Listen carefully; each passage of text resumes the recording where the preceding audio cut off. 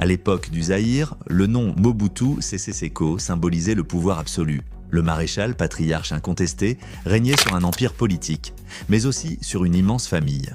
Officiellement, il aurait eu plus d'une douzaine d'enfants issus de plusieurs unions.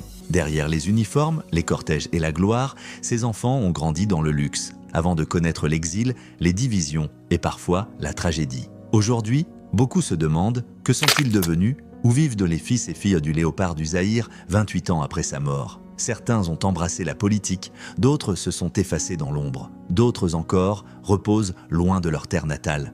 Voici, racontées sans légende ni rumeur, les histoires vraies de tous les enfants du maréchal Mobutu, entre héritage, exil et destin brisé. Avec Marie-Antoinette, décédée en 1997, un Niwa Mobutu né en 1955, Niwa Mobutu était l'aîné et le fils préféré du maréchal. Formé en Europe, il suivra la voie politique de son père. Il fut secrétaire d'État aux Affaires étrangères, puis à la coopération internationale, avant de devenir ambassadeur itinérant. Niwa était perçu comme le successeur naturel de Mobutu, mais sa vie s'interrompt brutalement en 1994, 2 ans avant la chute du régime. Sa mort, à 39 ans, reste entourée de mystères. Le maréchal ne s'en remettra jamais vraiment.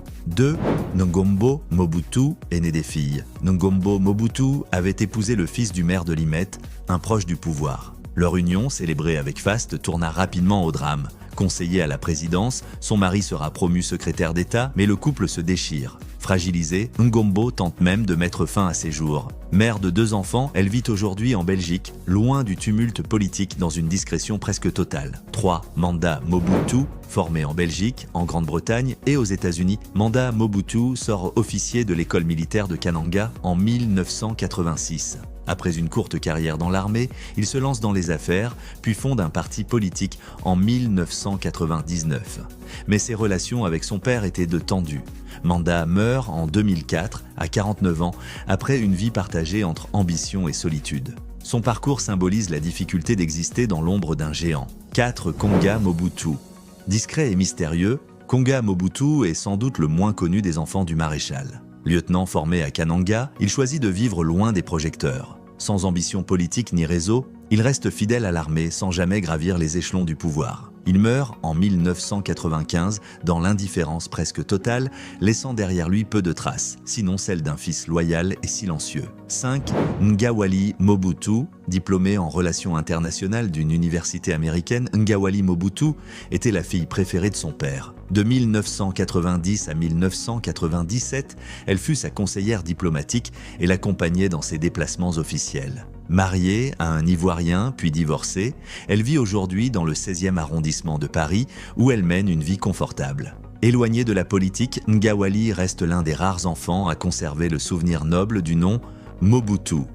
Yango Mobutu. Très réservée, Yango Mobutu s'est tenue à l'écart des affaires familiales. Divorcée, elle vit en Belgique dans la plus grande discrétion. Peu d'informations filtrent sur sa vie actuelle, mais ceux qui l'ont connue la décrivent comme une femme calme et digne, profondément marquée par l'exil et la chute de son père. Elle fait partie de ces héritières qui ont choisi le silence à la place de la scène publique.